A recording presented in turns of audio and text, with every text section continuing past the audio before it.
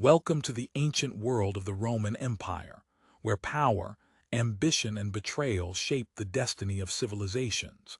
Today, we're diving into one of history's most staggering tales of rise and fall, the story of Emperor Commodus.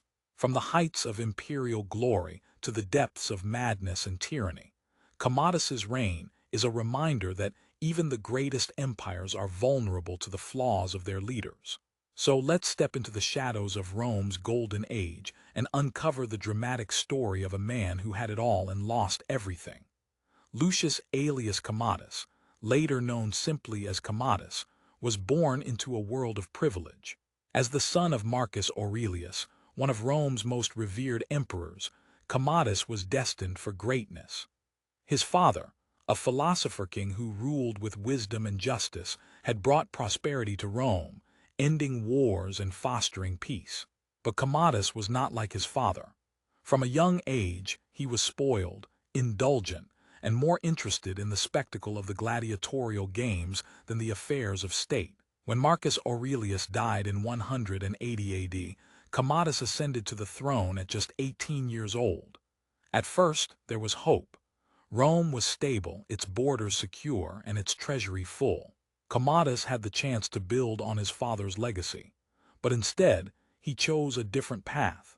He surrounded himself with flatterers and sycophants, men who fed his vanity and encouraged his worst instincts. He became obsessed with the idea of being a living god, a divine ruler above the law. Commodus's reign quickly descended into tyranny. He raised taxes, debased the currency, and used the money to fund lavish games and spectacles. He renamed Rome Colonia Commodiana, and even went so far as to declare himself the Roman Hercules, claiming he was the reincarnation of the mythical hero. His paranoia grew, and he began to see enemies everywhere. Senators, magistrates, even members of his own family were accused of treason and executed on whims. Rome was gripped by fear as Commodus's madness consumed him. But Commodus's most infamous obsession was the gladiatorial arena. He became a performer himself, fighting in the Colosseum as a gladiator.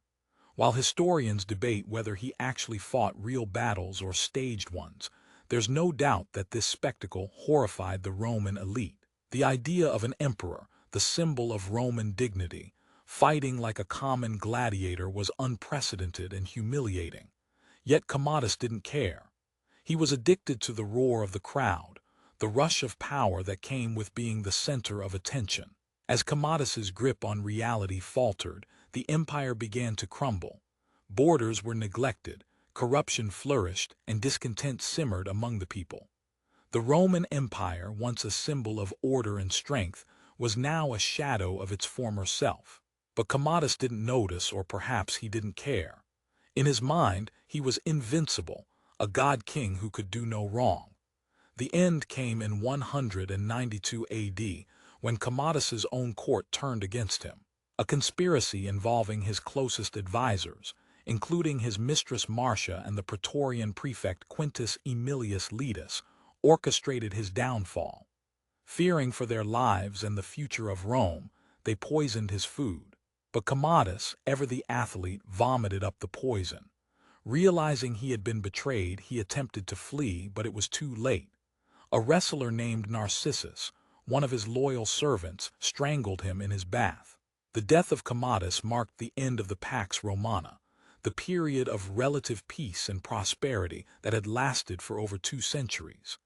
His reign was a turning point, the beginning of a long and painful decline that would culminate in the fall of the Western Roman Empire centuries later. Yet Commodus's story is more than just a cautionary tale about the dangers of power. It's a reminder of the human frailties that can destroy even the greatest civilizations. Commodus's legacy is one of tragedy, a man who had everything and lost it all because of his own hubris and ambition. He could have been a great emperor, a worthy successor to his father's legacy. Instead, he became a tyrant, remembered not for his achievements but for his madness and his downfall. As we reflect on his story, we're reminded of the timeless truth that power, without wisdom and humility, is a curse, not a blessing.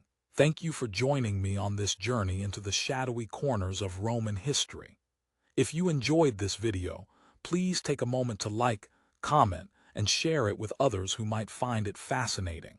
Don't forget to subscribe for more gripping tales from the Roman Empire and the untold stories that shaped the ancient world.